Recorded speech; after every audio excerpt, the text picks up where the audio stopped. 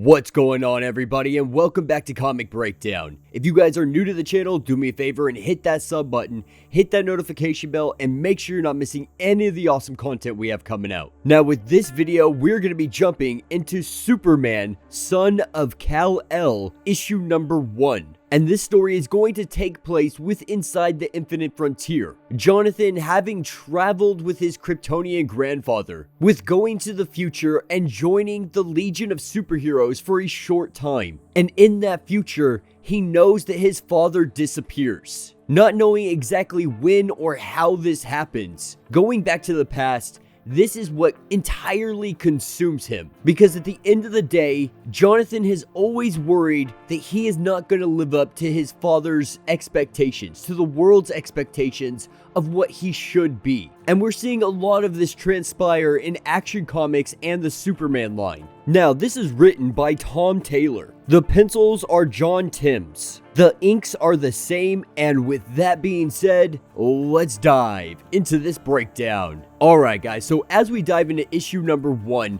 I really have to say right off the bat that I am absolutely loving what Infinite Frontier is doing with John Kent. I know a lot of people aren't entirely enthused with the idea of Clark Kent kind of being depowered and him not knowing why. But because of this, Clark has been preparing Jonathan for the inevitable time that Superman either no longer has powers or he dies. Because at the end of the day, there needs to be a Superman. That symbol means something to the world. And that's where this story is going to drop us into the past. Fighting in space right outside of Earth, the Justice League are doing everything they can to prevent an alien invasion. And as John Stewart, Superman, and Martian Manhunter are all doing the best they can, John Stewart and Martian Manhunter let Superman know that he needs to get out of here, that he has something he needs to be doing. He has a place that he needs to be at. Now, of course, Clark is worried. You know, this is a alien invasion,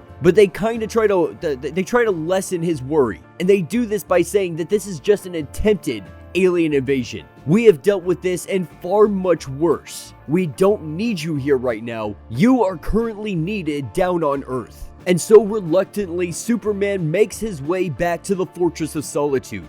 At the entryway, this is where he is met by Batman, because Batman is currently standing guard for whoever is inside. Because this day is so important. Yes, there is an alien invasion, but there is also something else happening this day. Something that will change the course of human history for the rest of eternity. Because this is the day that Jonathan Kent was born. This is the day the son of Krypton has his own son. Part Kryptonian and part human. And currently Lois Lane is going through contractions. The baby is going to be here at any minute. And we've seen Clark really worried about the alien invasion. It seems like everybody else is not worried about it, and he seems to be the only one. Maybe he's hyper fixating on this just because he's nervous. He's scared right now because no one knows exactly what's going to happen. There has never been a Kryptonian human born before. So this is all uncharted territories. But they knew the risk going into this. They weren't going into this completely blind and unresponsible. They did the homework. They knew the risk and they took it. They took that chance. And because of that, the world now has Jonathan Kent. And with him being born into the world, Batman tells Diana that he has been studying, more or less scanning Jonathan while he was in the womb. And he tells her that it is very possible Jonathan is going to far exceed his father. That he will be much more powerful than Superman. He has the potential to be the greatest of all of them. And this is something that we're seeing in Action Comics and the Superman line. Batman has been continuing this throughout all of his childhood. And the same consensus still stands. That Jonathan, he continues to get more and more powerful. That his human side doesn't make him weaker. His human side, in fact, is what makes him more powerful. Because the human and Kryptonian mixed together is like the ultimate weapon. But as we can see, there are already so many expectations put on Jonathan. Before he was even born, people were expecting him to be the greatest of all of them. And so growing up, it's gotta be so hard trying to live up to these expectations. On the day you were born, 4 of the world's greatest heroes were right there in that room. They were right there protecting you because you are everything to them. Children are the future, and this is their beacon of hope. If ever there was a time that they lost hope, if they felt like they just can't go on anymore, the next generation, it's what drives them, gives them that renewed hope. The hope that they will be able to create a world that they were never able to. But that's what will bring us to present day. Currently in California, we are seeing one of the biggest wildfires on recorded history. And I want to take this opportunity to give a huge shout out to wildland firefighters. I myself actually worked for the Montana Conservation Corps. I ended up getting all of my certificates and all of the proper paperwork needed to go into the field. And I worked an entire season with that Conservation Corps, working side by side with all of the wildland firefighters, digging ditches, cutting down trees. It was honestly one of the best experiences of my life. And the guys that are doing this year after year, they are really putting in the work.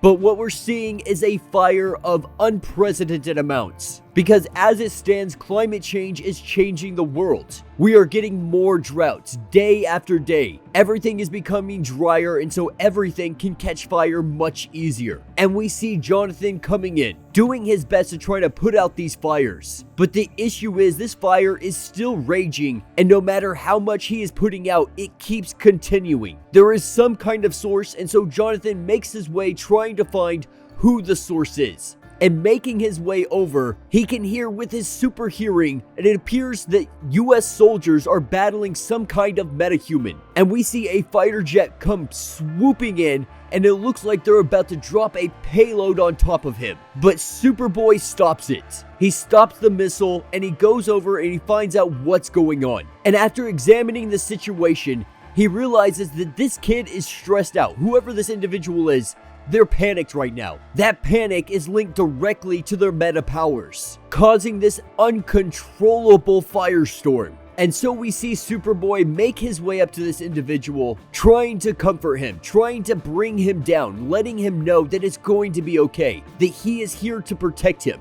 He is here to help him. And with Superboy embracing this individual, we see the fire die down, and it appears that the day has been saved. And with the man now in US military custody, Superboy goes flying off, only to hear and turn around and see the soldiers gun-butting him and knocking him out, saying that this is the only way to ensure that he doesn't go into an inferno again. And this poses one of the most difficult obstacles that he is ever going to face. Because at the end of the day, he wants to do what is right. He wants to help people. But how can you help people when you're turning them over to people like the US government? And who knows what kind of experiments or what else they're gonna do. But we already know the violence and the brutality that they're offering as soon as you hand him over. So you can only imagine what depths they're going to go to. And so this questions what is morally right? What is the ethical thing to do? And to answer this question, Superboy makes his way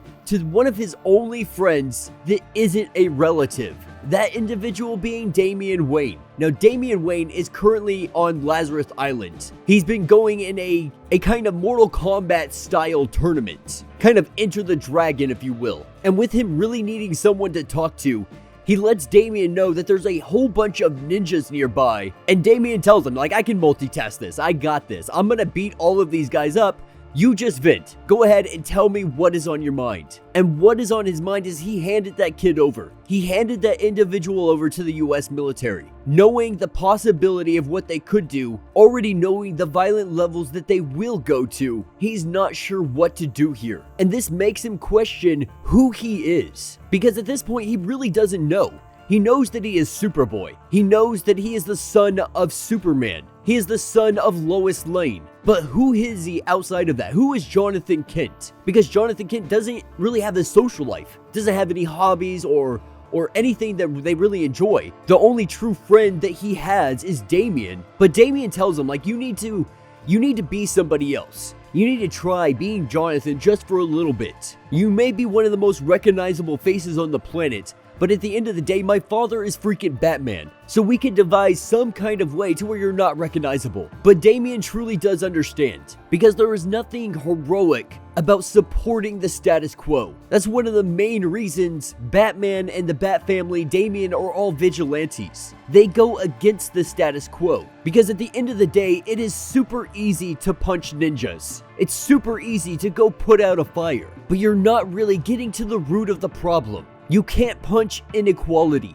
You can't punch climate change. But with everything Superboy can do, he could literally change the world. With everything he can see, with all of his power, he could change everything. And this is kind of terrifying. That's a lot of responsibility. That is a lot of power to wield and not use it in ways that you think are going to make society better. Now at this point, Damian says that he needs to get out of here, but he shows him a video clip of some kind of investigative journalist on a show called The Truth, exposing things that nobody else will talk about. And if he really wants to start rooting out the core issues, this is his place to start. And him being the son of Lois Lane, one of the few people in the world who has made her life mission to root out corruption, Superboy has everything he needs on hand to be able to do this. Superboy's only real concern is making people nervous, kind of overstepping his bounds. But Damian tells him,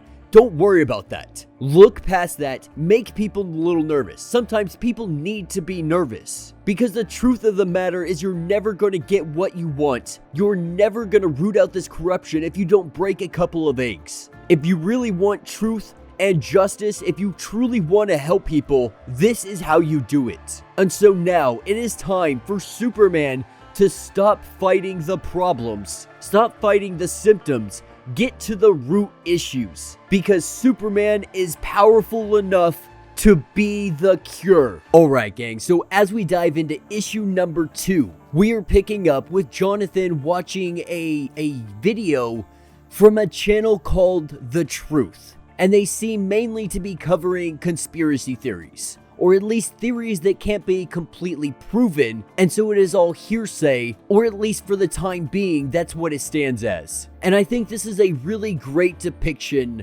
of today's youths, to include myself. I mean, you guys are watching this on YouTube right now. It's one of the main ways that we consume our content these days is through video clips. 30 seconds, 5 minutes, 10 minutes, and so it's really great at just showing his current age. But The Truth is talking about refugees that are coming from Gomorrah, refugees that are needing help, and it doesn't seem like anybody is helping them, simply because it would be too political of a move to do. But he has to shut this down because today is a day that never comes except for once in your life. And that is your first day at college. Now, Jonathan, he wants to try to have a normal life. He wants to attempt at it. So he wears a blonde wig and he goes by the name of Finn Connors. Because let's get real, at the end of the day, having everybody know who you are, having everybody know that you are the son of Superman, having everybody know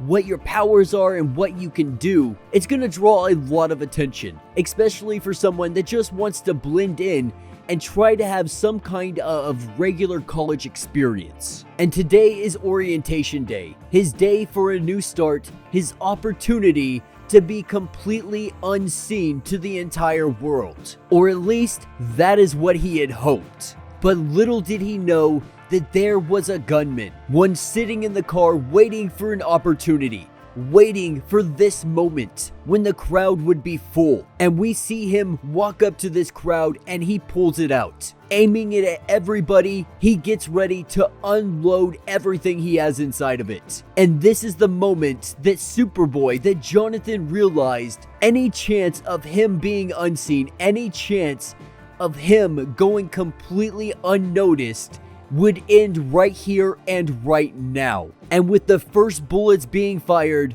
we see Superboy jump into action. Jumping into action, stopping every single bullet. And we see him put Kyle down in an instant. Now with him taking down Kyle, everybody realizes that this is Superboy. This is Jonathan Kent. Everybody wants to take a picture, everybody wants to be his friend, everybody is so cheerful, but this is exactly what he didn't want. He didn't want all this attention. He didn't want all eyes to be on him. And so he goes over to the Jeep that he drove here in, he grabs it, and he flies off into the sky. And that's what takes us to the moon. Jonathan taking his car all the way up to the moon, he sits here and really he's just debating everything, debating all of his life. And he really thinks it's foolish of himself to want this, to think that it was even possible that he could have this. And while he sits here on the moon, his father comes up. We see Superman arrive to try to give any kind of words of comfort that he could really give him at this point. Because if anybody knows how difficult this is, it's him. But as they sit here, they look at this giant blue and green planet. As it floats here in all of the cosmos, they get pretty philosophical. Because while it's humongous, the Earth is giant and there's so much going on it. But in the grand scheme of things, in the entirety of the universe and the multiverse, it is such a small pebble. But it is also a planet full of potential. It's a planet that has the potential for its species to truly unite, to set aside their differences and really evolve their humanity, evolve their civilizations to the next level. The only issue is there is so much conflict. There is so much turmoil. There needs to be more compassion. There needs to be more people really doing what needs to be done. And Superboy asked the question that so many have asked before. Why isn't Superman doing more? He has the potential to do anything and everything. And so Jon has to ask, why aren't you doing it? And Superman's response is, this isn't his planet. He crash landed here. And so at the end of the day, he doesn't feel like it is his place to be that person, to be that individual that is doing everything. He can help in every way possible, but he just can't lead. The only thing he can do is lead by example. And so that begs the question, if Superman isn't the individual to do it, then who is? But of course we know who it is. It's Jonathan. Jonathan will be the savior of Earth. He is meant and destined to be the savior. Being half human and half Kryptonian, this is his world. This is his home. This is everything that he should be focused on. Now that's a lot of weight to dump on somebody. Essentially dumping the weight of the world on your shoulders, figuratively and literally. But lets him know that there will be friends. He will have individuals to help him along the way. That it is not a burden that he needs to carry by himself. And that he needs to rely on those friends. He needs to be able to trust them. But this is when he takes him back to the Fortress of Solitude. He takes him back there because there is something that he wants to give him. There's two things that he wants to give him. One of those things being the Fortress of Solitude key, more or less. Giving him the keys to the house. But not only is he giving him that, as we see them get into the fortress, he pulls out a box. An old box with some dust on it. And this is one of his first capes. Now, this is something he meant to give to his son much later on. But with his son going to the future and now coming back, aged quite a bit, it's something that he thinks he needs now. And so after a little bit of repairs, a little bit of help from Bruce Wayne, they were able to get it in tip-top shape. Now, he had every intention of waiting till Jonathan's 18th birthday. But the only issue is, Superman is thinking more and more that he is going to have to leave soon. And we all know what that means. That means he's going to be going to Warworld. That means the events of Future State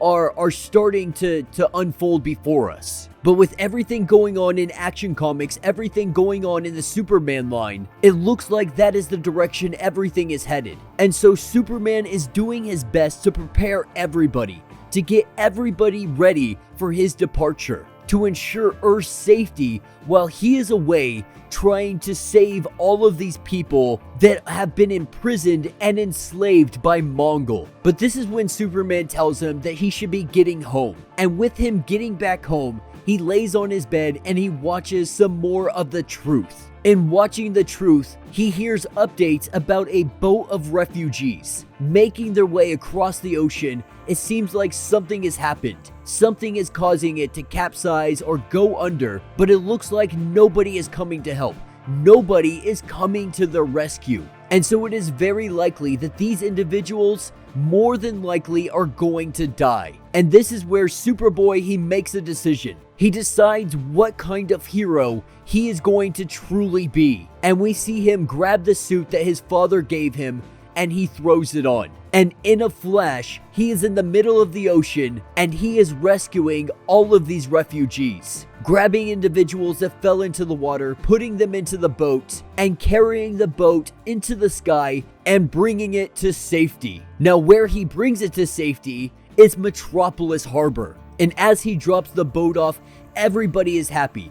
Everybody is cheerful. They just got saved by Superman, or at least that's what they're calling him. And that's what a lot of this is all building up to. It's building up to him being Superman. And we're seeing the small pieces really start to fall into place, with people recognizing him as that symbol. Not as Superboy, but as Superman. But as all of these refugees start to make their way off of the ship, as Superboy is flying into the sky, this is when things go a little bit sideways. Because the police officers, instead of helping these individuals, they start putting everybody in cuffs. Superboy, seeing this, he's definitely not playing this game. Going down there and using his optic beams, he lasers them off. Now, the police officer, he tries to explain. He tries to explain that this is simply policy. This is how these situations are handled. They don't know if they're dangerous. They don't know who they are. And a lot of this is valid points. But we see Superboy really give his vouch of approval, his vote of confidence that these people are not violent. They're just people that need some help. They're people that are fleeing a tyrannical rule, and to deny them that, to treat them as if they were criminals simply for arriving here because of Superboy, it's something that he just simply can't condone. And so the officer agrees. He agrees to compromise with this. While they still have to be brought in, everything has to be processed, so on and so forth. He agrees that there's really no need for some excessive force like having handcuffs on these people, especially when there's children and so on and so forth. And as Superboy watches over and observes everything going on, it seems like somebody is able to sneak up on him. With him being much distracted, we see the individual that he has been watching on the channel that is called The Truth. Now, this individual tells Superboy that he doesn't know what he just did. He stirred a pot, he hit the beehive that he might not want to have hit, because this is really going to stir a lot of powerful individuals. A lot of individuals that didn't want this information getting out, didn't want these people making it here alive. But he introduces himself as Jay Nakamura. And with Jonathan getting a little bit closer look at this individual, he finds out that this is the guy that he saved at the college. The one that was about to get filled with bullets if Superboy did not step in. And so more or less, this is him also thanking Superboy for doing that. For giving up his opportunity to be normal to save his life. But this is when he starts to fill him in on the island of Gamora. Now, this place is supposed to be a paradise, but it seems like people are frantically trying to flee from it, not knowing exactly what is going on there.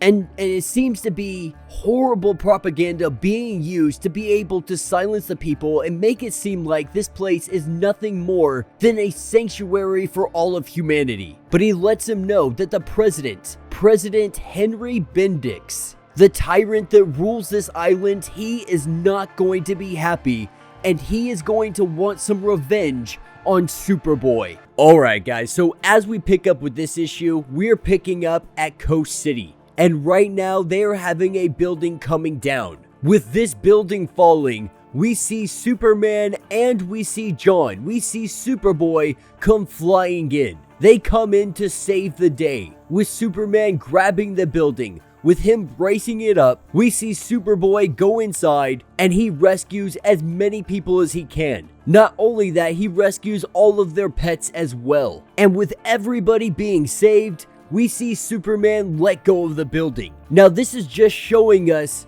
a little bit of how his power has been dampening. ever since that dimensional hole opened up, ever since Superman got injured in that day, his powers have slowly been depleting. Now, the Justice League lets them know that this was some kind of hyper-localized seismic event. And as they look around to find some kind of source on how this happened, this is where they see Fault Line. And with Fault Line being dazed and confused, not understanding what is going on, where she is, Superman goes to grab her to try to help her out. But with her being dazed, confused, and on guard, she grabs Superman and throws him into the ground. And of course, Superboy, he's ready to get after her, but she immediately apologizes. She doesn't know what she's doing. She doesn't know where she is. She may look like she's dressed like a supervillain, but at the end of the day, she has no idea what is going on. And with her afraid to take any kind of step, her afraid to move at all, in fear that it will cause another earthquake, we see Superman and Superboy lift her up off the ground. With her density being incredibly high, we see them take her to Star Labs. And they put her inside of the weightless chamber so they can examine her and maybe be able to help her out, to try to figure out how to turn her powers off and on. But Superman and Superboy, they have to wonder how she ended up in Coast City. How it is possible that there was no line of wreckage anywhere else. It's almost as if someone dropped her directly on that location, as if she was a planted bomb just waiting to go off. But in the midst of this conversation, Superboy gets a phone call. And this phone call is coming from Jay, the young independent reporter for The Truth. And it really seems like they're trying to create a Superman and Jimmy Olsen between the two of them. At least by all appearances, that's what it's looking like. But Jay has gave him a phone call because right now there's some demonstrations going on. There's some protests happening. But with these people gathering, the police have also shown up. The police letting them know that this is an illegal protest, that they have no permit to do so, and so they must vacate the area. And things are starting to get a little hostile for both sides. And with Superboy going up to the police officers, he lets them know that he is also joining in on this protest. And so if these police officers are going to arrest everyone else here, they're gonna also have to arrest Superboy. And of course, the police at first are a little hesitant to do this. They're a little hesitant to throw those cuffs onto Superboy, just simply because of who he is and who his father is. But Superboy knows full well exactly what he's getting himself into. That if these people must be arrested today, he is going to be arrested along with them. If they are going to arrest people for standing up for what they believe in, then he will gladly wear those cuffs today. And so with Superboy now in cuffs and him being escorted to a police vehicle, the reporters ask him why. Why did you do this? What are you hoping to achieve by doing all of this? And his answer is simple, that Superman, he was a refugee. His grandparents put him into a ship, sent him on a dangerous voyage. His father crossed over oceans of stars, and he found himself in a new home, in a new world, on a new land. And that just so happened to be America. This is where he found sanctuary, and that's all he wants for the Gamoran refugees. He wants them to be able to have some kind of safe haven. He wants them to have that sanctuary, the same luxury his father was bestowed. And while President Bendix, he proclaims that they are not refugees, that they are fleeing a paradise, and they're nothing but bad people. And that's simply not the case. And he only asks that people question this, that they ask the president to look into it more, to give us more evidence, more proof that what you're claiming is actually the case. Prove to the people what you say is true. Prove that these people are actually fleeing a paradise and not some third world disastrous tyrannical government. But that's what takes us to a little bit later. With Jonathan sitting here inside of a jail cell, we have Superman coming to pick him up. Now, Superman picking him up, Jonathan, he's a little hesitant. He doesn't want to leave specifically because he's worried people are going to judge if he's the only one being released. But Superman has made it to where all the individuals that were protesting peacefully, that they can go free. And with him getting out of jail, he is met up by Jay. Now Jay had come to bail him out Superman already beating him to the punch. But because Jay was going to do this nice gesture, being a friend of Jonathan, Superman invites him to dinner. And so we see them take off. Picking up Jay, they fly into the sky and they head to the old Kent farm. And this is where Jay gets introduced to his hero, to his icon, Lois Lane. You know, knowing Superboy, knowing Superman, that's super awesome, and it's one of the greatest things in the world. But to him, Lois Lane is one of the most influential individuals that he has ever heard about. Because of everything she has done, having no superpowers, having no super abilities, just being one of the best investigative journalists the world has ever seen. The criminal organizations she has taken down, the bad people that she has put away. She is a living, breathing legend to Jay. So much so that it makes him panic. He doesn't know what to do. He had no idea he would be meeting Lois Lane today. He didn't even think about it being Jonathan's mother. And so he needs to take a breather. He takes a step back. Him and Jonathan just have a quick conversation, because at the end of the day, he's a journalist. That's all he's ever wanted to do. That's all he's ever wanted to be. Even growing up, he had a poster of Lois Lane inside of his bedroom, hanging above his bed. Of course, not in a creepy way, just in a way that he admired her in such a great way. And so with him gathering himself, gathering all of his thoughts, they go ahead and they go inside, getting ready for dinner. Everyone looks completely down. They look completely sad, because this is the moment. This is the moment that Superman has to leave.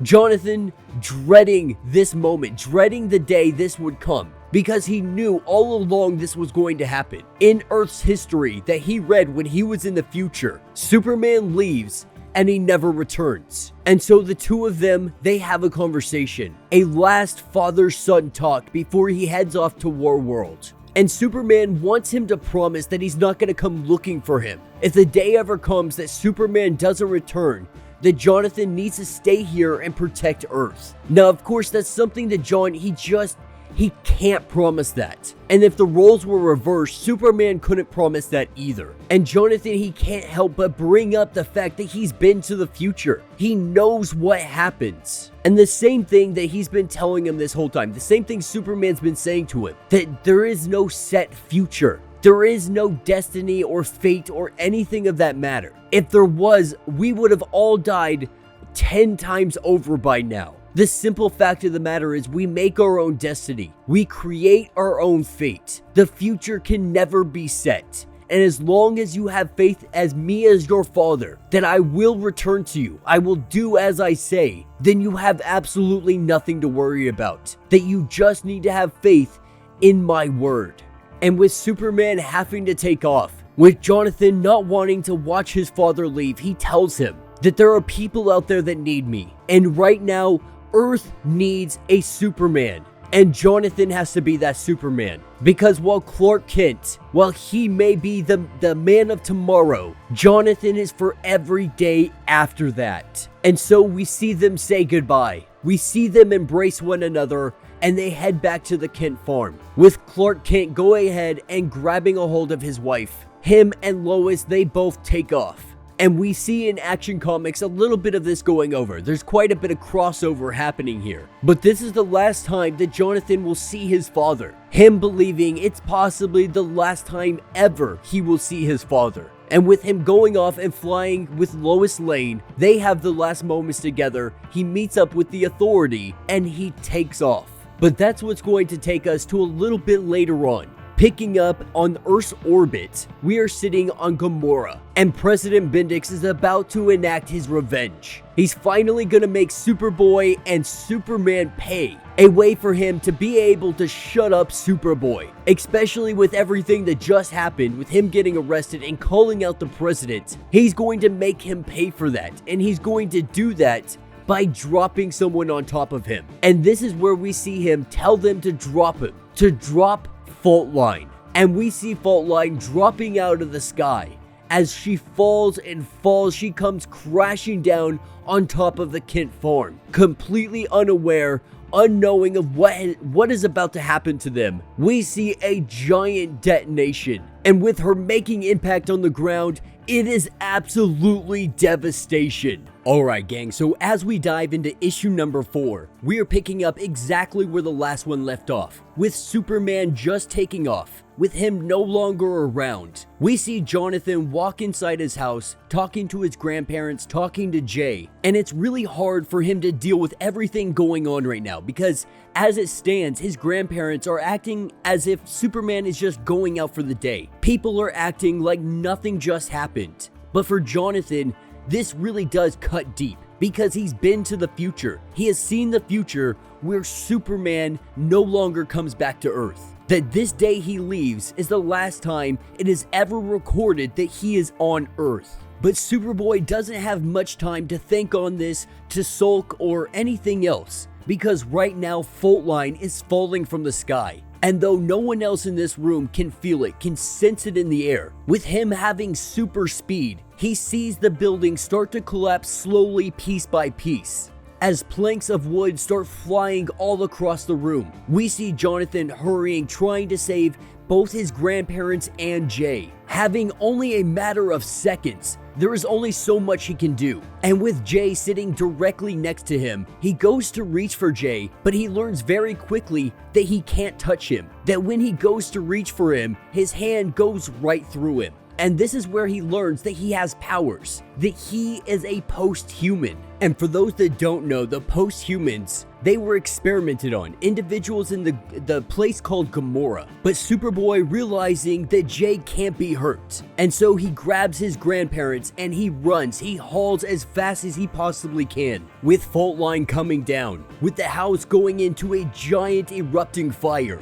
we see Superboy being able to take his grandparents and get them to safety. Now he does a quick examination of them, make sure that they're okay, make sure there's no broken bones, no lacerations, but he knows what is coming, and he has to get to fault line before they do. And they is referring to the Justice League, because the Justice League, they have a notification if this place were to ever be attacked. It's supposed to be unattackable, but right now that's simply not the case. But the first one to show up is Wonder Woman, and her coming in like a freaking speeding bullet. She comes up to a fault line who is currently huddled up, because she is terrified. She didn't want to hurt anybody, she was used as a weapon, but the Justice League does not know that. And with Wonder Woman getting close to her, she tries to brush Wonder Woman away, but in doing so, she hits Wonder Woman so hard, she goes flying across the state. And with the Flash making his way as fast as he possibly can, Jonathan knows that he has to intercept the Flash before he gets there,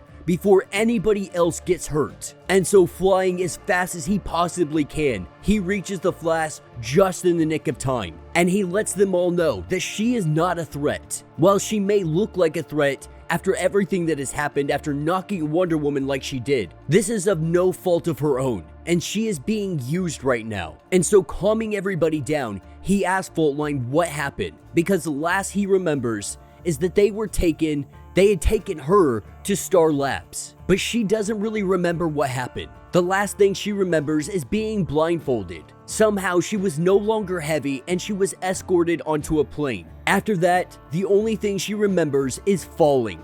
And so while they try to figure all of this out, with Wonder Woman now back, Wonder Woman says that she'll take on the task of watching over Fault Line to ensure she doesn't hurt anybody else or herself.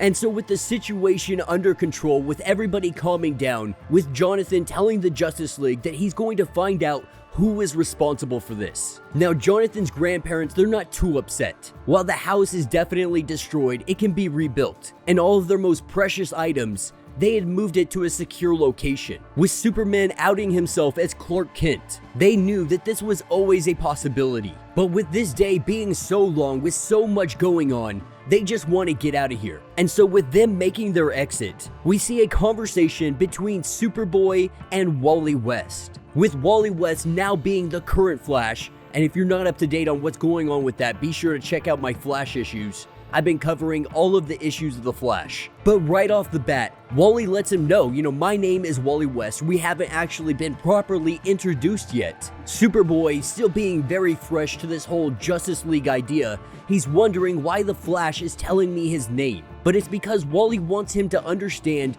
that he can have somebody to talk to. He knows more than anybody what it is like to fill the shoes of your hero. All the little doubts that come with that. The idea that you can't match up to what they were. And so really what he's letting Jonathan know is that there is someone out here that he can talk to. Someone that he might be able to relate to. Not only that, it's also nice to talk to somebody that can think at the speed of light like both of them can. And with Wally West making his exit, this is when Jonathan goes and looks at the destruction that is surrounding everything. This house, this fortress, this is where he grew up. This is the place that he loved. And the second that his father leaves, it's immediately attacked. Something that shouldn't have even been able to happen. But more than anything, they need to talk about the elephant in the room. Because prior to this day, he had no clue that Jay was actually powered, that he had the ability to be untangible. But Jay lets him know that this attack, it's not simply a coincidence. Because yes, this happened directly after Superman left. But it has nothing to do with him per se. It has everything to do with Superboy, with him standing up for those immigrants. President Bendix wants absolutely nothing to do with Superboy. He wants him out of the equation. He doesn't want these post-humans being able to spread the truth that tons of them have been experimented on. This was all an attempt to try to shut Superboy up. But we see Jay make a phone call, calling one of his friends, saying that they're gonna meet up in the skies above Metropolis in 1 hour. And the friends that he called that are gonna meet them is Airy and Wink. Now these two characters, they haven't been widely used. I think the last time we saw them was in DC Comics' Deceased line. But they are here to tell Superboy the truth, to let him know that they are also individuals that were experimented on. They are post-humans. And as they come together, they realize not only Faultline, but a ton of individuals all across the world have been having these overcharged powers. And it's all because of Henry Bendix. He's lied and bribed and cheated to be the president of a country. And since that day, they believe that Gamora has been creating post-humans, experimenting on unwilling people. And they have come to the conclusion that Superboy was attacked because he protected those refugees, because he stood side by side with them. He got arrested with them. And though they can't prove any of this information, not just yet, Jay believes this is a very big possibility. Now, picking up a little bit later, we have Superboy and Lois Lane, and they are sitting down having a conversation, with Lois Lane going through all of the information that Jay has given them. All of it looks to be pretty solid, but the issue is there is no smoking gun to this. And so with the inability to be able to prove that is actually President Bendix, they're gonna need some more information. They're gonna have to do some more digging. They need to find out who took Faultline. Who is the perpetrator behind that? Now at this point, Jonathan, he's seen enough. He has seen enough to know that President Bendix is responsible for all of this. While he can't connect the dots exclusively, he knows that he is behind it all. Now Lois Lane, she really comes in with a level head, letting him know that he can't let his emotions get the better of him. He can't go rushing in there and trying to start some kind of international conflict. Though they may have attacked your grandparents, they may have tried to attack you. You have to go in there with a level head. If you're going to confront him, you need to be able to outsmart him. And so, wanting a conversation, we see Superboy make his way to Gamora, and he meets up with the president. And with Superboy making his arrival, the president lets him know that he had been expecting him. Having his people track him, he really didn't believe that Superboy would be this idiotic to show up here. But Superboy is not here for pleasantries. He is not here for small talk. He asks right off the bat, "Are you the one that attacked my grandparents?" Now, of course, he denies all of this, saying that Gamora is a peaceful nation, that there is no way he would attack another nation, let alone Superman. Now, as this conversation goes on, Superboy immediately realizes that he's lying. He can see that his blood pressure is up, his heart rate is going up by a small amount. And that's because the president, he's a great liar. He has had much practice at this, but even Superboy can see that there is lie in here, even if it is a very faint one. And so he got the information he wanted. He just needed to know that the president was actually responsible. He needed that hard, concrete evidence. And now that he has seen, as he was saying this, he was lying, there is no doubt in his mind. And while Superboy could end this right here and right now, he chooses not to. He chooses to walk away. But as he goes to fly away, the president tells them to activate it. Not really sure what is going on, Superboy, he hears a screaming. Somebody is in need of help. And he goes racing, making his way to a facility, ripping the door off. This is where he sees the man from the forest, the one that was burning it all down. Somehow he ended up back here, and Superboy going in to try to save him, to try to help him. It just is way too hot for Superboy. Even with his Kryptonian powers, he is beginning to feel this heat, but he can tell that something is off, something is astray, and almost instantly he gets hit by laser beams from every single direction, because this was a trap set up by the president. It was a trap to get Superboy in here and to be able to blast him. Superboy, realizing that he needs to get out of the situation, with this extreme burning pain, he has to be able to get out as quickly as possible. And so we see him fly right through the roof. Going up into the sky, he finds himself completely overcharged, feeling the strongest that he has ever felt in his life. But something is wrong. He can't control his powers. It feels like everything is just overloading on him. And this is what the president has been doing to all of these post-humans. He has been supercharging them, making them giant deadly nuclear bombs. And with his powers becoming overloaded, he begins to hear everybody's cries, everybody talking, everybody's whispers, with his heat vision going on the fritz, and with Superboy looking like he is about to explode. Alright gang, so as we dive into issue number 5, we are picking up with Superman, aka Jonathan Kent. And right now he feels like he took a full direct blast of a solar flare. Now there are definitely some pros and cons to this. The pro is he becomes so immaculately powerful. The con of this, he has no way of being able to control it. His hearing is going haywire. He knows if he opens his eyes, he will be able to see things his mind just can't possibly comprehend. He can feel that everything right now, everything is more. Because President Bendex has pushed his powers to the absolute limit. Now this should be overwhelming, but Jonathan, he refuses to be overwhelmed. And so he's going to take this power that he has currently, and he is going to help every single voice that he can hear, being able to hear everything around the world. He figures since his body has been overjuiced, he's going to go and do everything he possibly can, hoping maybe this will be some way of wearing this all down, some kind of way of containing himself before he just erupts like everybody else. And so he starts one by one, starting with the individual life he just saved, the man that was on fire, the man who exploded. Superman grabs him and he takes him to our Flash, to Wally West. Dropping him off in Central City, Superman lets him know that he needs to be looked after. He lets him know the entire situation, and then he flies off. With him being so vastly overpowered right now, he just has to keep going. He has to keep moving. And so this takes him all over. Flying his way to Luxembourg, he goes there and he rescues as many people as he can as half of the city goes underwater. Moving so fast, only the Flash would be able to see him.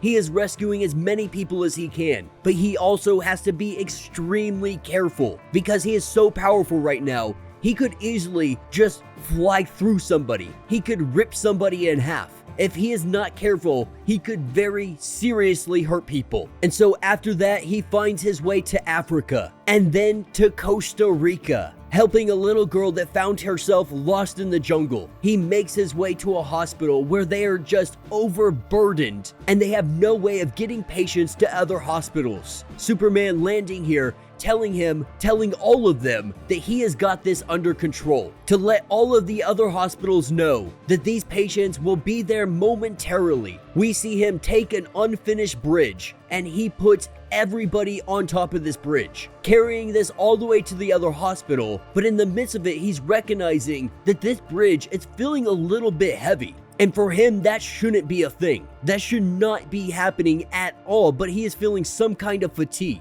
And so as he brings it down, as he brings it upon the hospital and everybody starts piling off, one of the doctors recognize that there is something going on with him. Superman is not looking 100% right now. It looks like he has a fever, maybe he's even a little under the weather. And even he is beginning to recognize this. But as the doctor comes over to try and check up on him, he tells everyone to back off, saying that he will be just fine. He goes flying off. He goes to rescue somebody else, but as he goes to rescue this guy, he grabs him and he accidentally breaks the guy's arm. And he goes to apologize, but this is where his powers, they're just all over the place. He can hear the screaming. He looks like his eyes are about to explode with heat vision. And as he sits there trying to get this all under control, this is where we see Aerie coming in to let him know that Jay needs some help. And almost instantly, without missing a single beat, Superman makes his way over to Jay. And Jay lets him know that there is something that he needs to see. And as Jay goes inside, we learn that Jay can essentially phase through anything he wants, making him almost invulnerable. But as he goes over to the computer monitors, we see on the monitors Superman, Jon Kent. He is all over social media. And that is because he has been going 100% all over the world. But Jay lets him know by looking over all of this stuff, he can tell that something is wrong with him. It appears that he might be burning himself out. Now, he lets Jay know that the president hit him with that solar energy blast. And so everything was boosted, but now everything is fading. He really believed that he was going to be able to just use that power indefinitely. And Jay lets him know, like, this happens to people, but it's not supposed to happen to Superman. And Jay counters that with, how do you know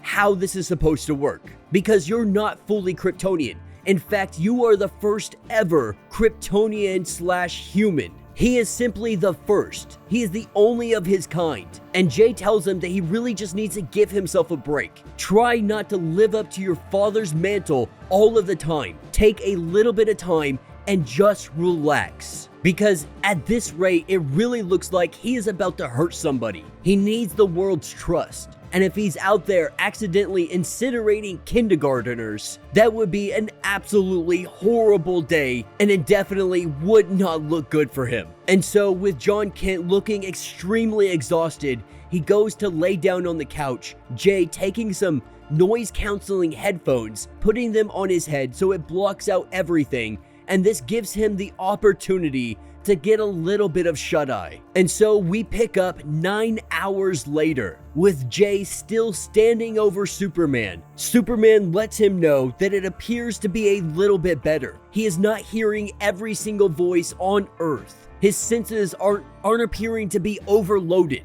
But after learning he was out for 9 hours, he feels a little bit guilty about this, because at the end of the day, there are people out there that need Superman's help. But Jay lets him know, out of all the people out there, I want you to know I am the one person that you don't need to worry about. I am the one person that does not need saving. And that's because of his abilities. He can't actually get hurt. So while he's out there feeling like he needs to protect the entire world, he wants Jon Kent to know that he doesn't have to worry about him. And this is where we see the kiss. We see Jonathan, we see Jay, and they kiss for the very first time.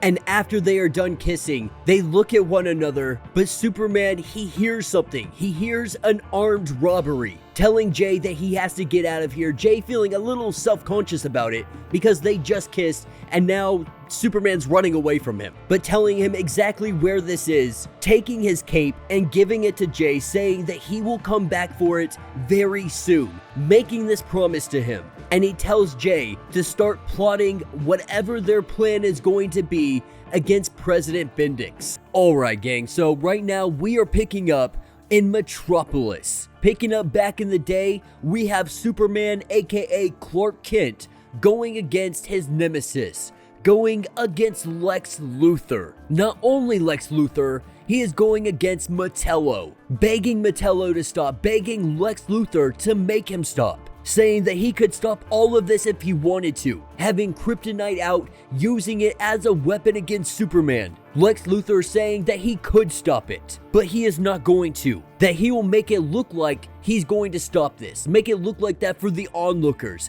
But the reality is, he has been waiting for this day. He has been waiting for the day that Superman falls, to finally rid this city, to rid this world of Superman. This is the day that he finally kills Superman. And this is everything that Clark needed to hear. With him talking to Bruce, making sure that that is everything that he needed. With Metallo turning into Martian Manhunter, or Martian Manhunter transforming back into his regular form. This was all a ploy. This was all a trick to get Lex Luthor to believe he had the upper hand.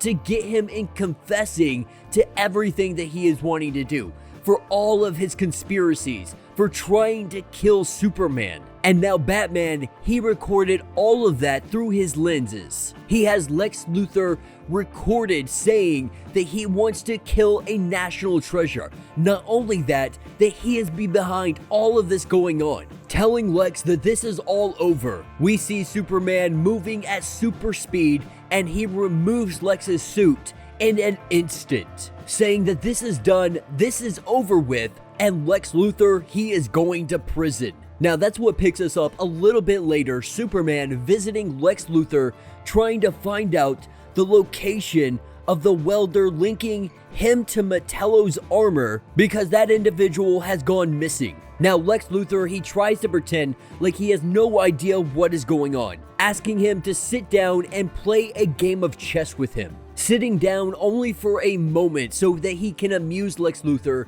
and try to get the information that he wants out of him. And Superman, he really tries to figure out Lex, because Lex, he has billions of dollars, so he has power. What he really wants is control. Control of everything, control of Superman, control of the world, and have it really look like his image. The image he wants the world to look like. And he tells Lex Luthor, imagine what your mind could really do if you weren't so focused on trying to control me.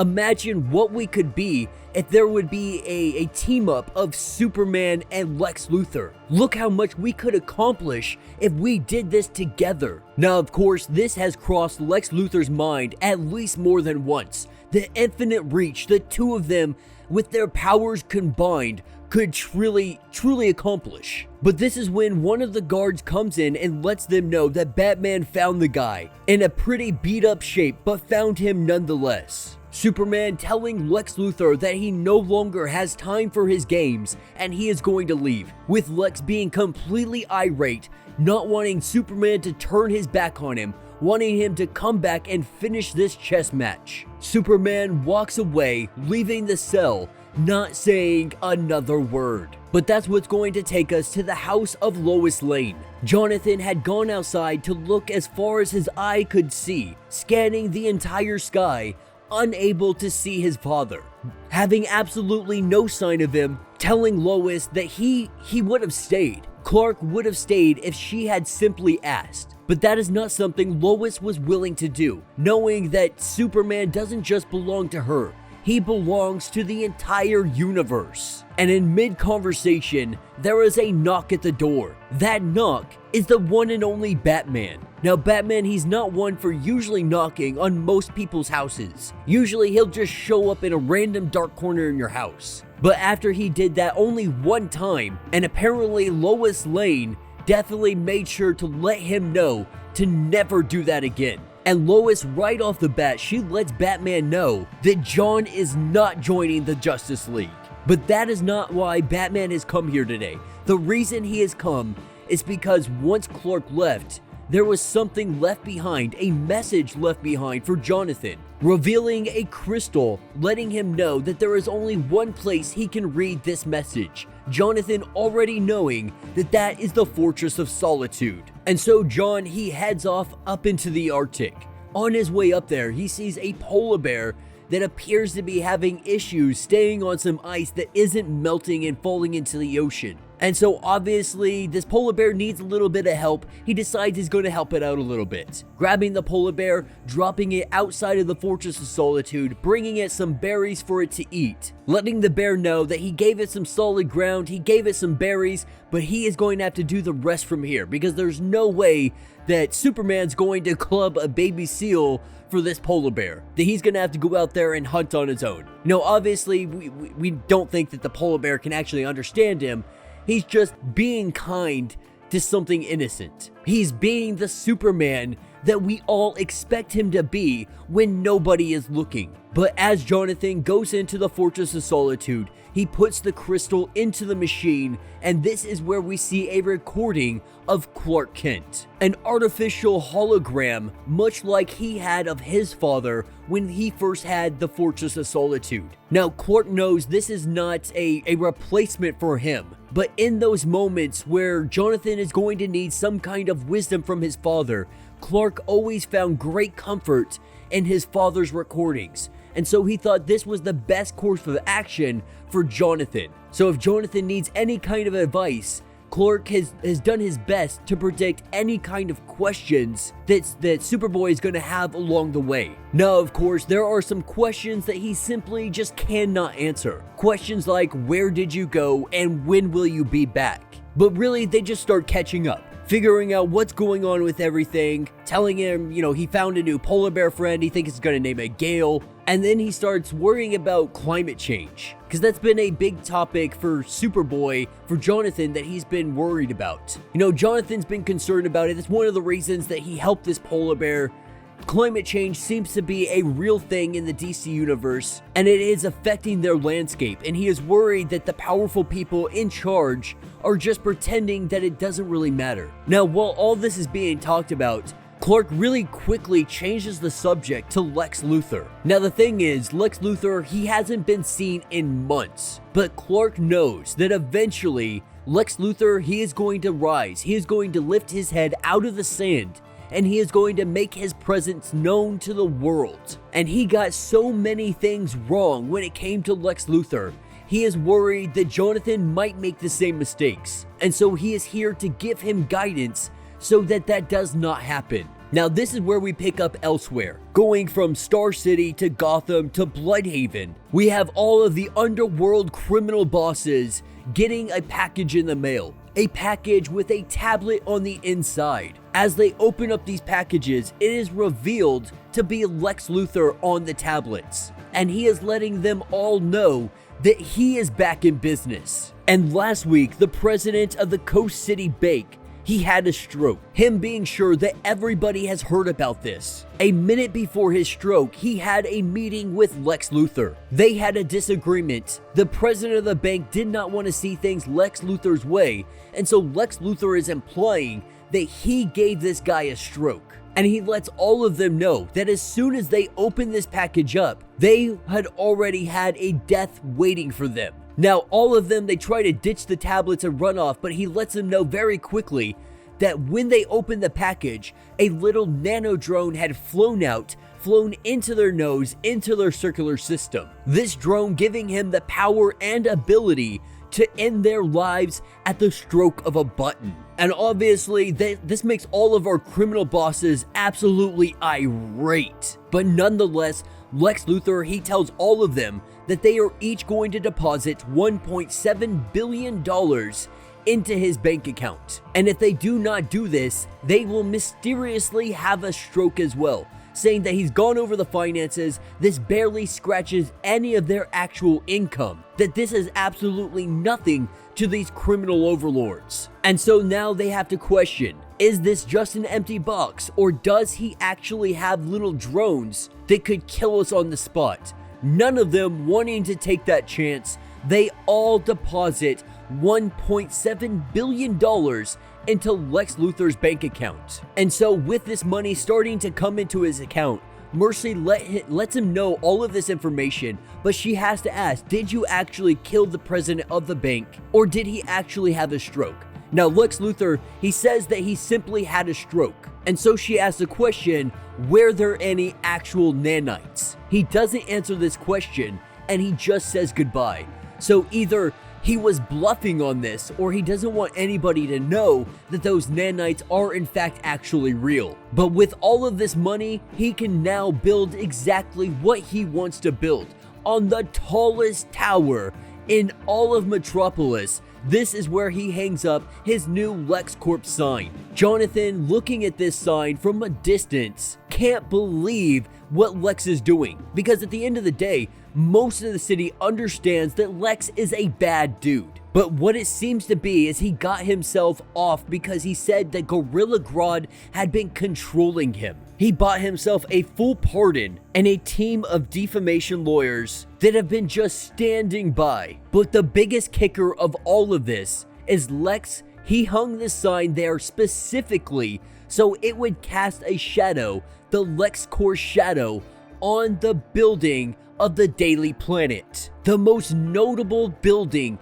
in all of Metropolis now has Lex Luthor's name all over it. Now, while they are looking at this thing, this is where we see a giant explosion. The L of LexCorp, it goes falling from the sky. Now, Jon, he says, that wasn't me. I know it looks bad, but I swear I had nothing to do with this. Jon quickly changing into his suit, flying off and going to stop this, grabbing the L before it hits the ground, only to seemingly be attacked by robots. We see these robots start to completely unload everything they have on Superman. He goes flying in the building, only to find Lex Luthor completely suited up. And Lex lets him know that he created these robots, and he made sure that they had enough power to give even Clark some trouble. The question is, why are they attacking LexCorp? With Lex Luthor saying that he has no idea, but once they destroy these things, he'll be able to confirm what is going on. And so we see the team up of Lex Luthor and Superman. With the two of them working together, they make very quick work of these robots. The two of them just ripping these robotic limbs one piece at a time, completely dismantling them, tearing them to pieces. We see Lex grab one of them and he begins to look at it. As he begins to dismantle it, we see the arm come up and it almost takes out Lex Luthor, and Superboy, Superman, is able to save him just in the nick of time, grabbing the arm and ripping it off. We have Jonathan asking what is going on here. Lex Luthor letting us know this is just one example of why he should be putting his own processors into any defenses that he builds, because he frustrated 3 of his competitors recently, one of them manufacturing a key component in his robot guards. But this is where he invites Jonathan upstairs, and Jonathan immediately he says no. Like, how many places have you booby-trapped to try and kill my father? Why would I ever trust you, even for a second? Now, Lex Luthor, he tells him, that's fair, but your father and I, we were playing a game, and I would like to get back to that game. Now, Jonathan, he loses it, calling everything that they've done a game, so on and so forth, but Lex, he's talking about the game of chess. Now, Jonathan, he doesn't really play chess, but it was Superman's move, and he would like Jonathan to continue where his father had started. Now, there's a lot of underlining tones here. It's kind of seeming like Lex Luthor wants to see if Superboy is up to taking up the mantle of challenging Lex Luthor, to see if he is even worth Lex Luthor's time, or at least that is the premise that we are getting so far. Now, Jonathan asks, what if I win? If I play you in this match and I win, what do I get out of it? And what Jonathan wants is the removal of the LexCorp sign, with Lex Luthor agreeing to this, believing that Jonathan could never win against him. Jonathan asks for 10 minutes, and that he will meet him on the top of the LexCorp building. And so picking up 10 minutes later, we have both of them on top of the roof, Jonathan asking if they can make it a game of speed chess, because he has places to be. Now, Lex Luthor, this is exactly up his alley. This is exactly the kind of game he would want to play. And so as this game of chess gets underway, Lex Luthor, he lets us know that him and Clark, they really got off on the wrong foot. And Clark Kent, he would tell you the same thing.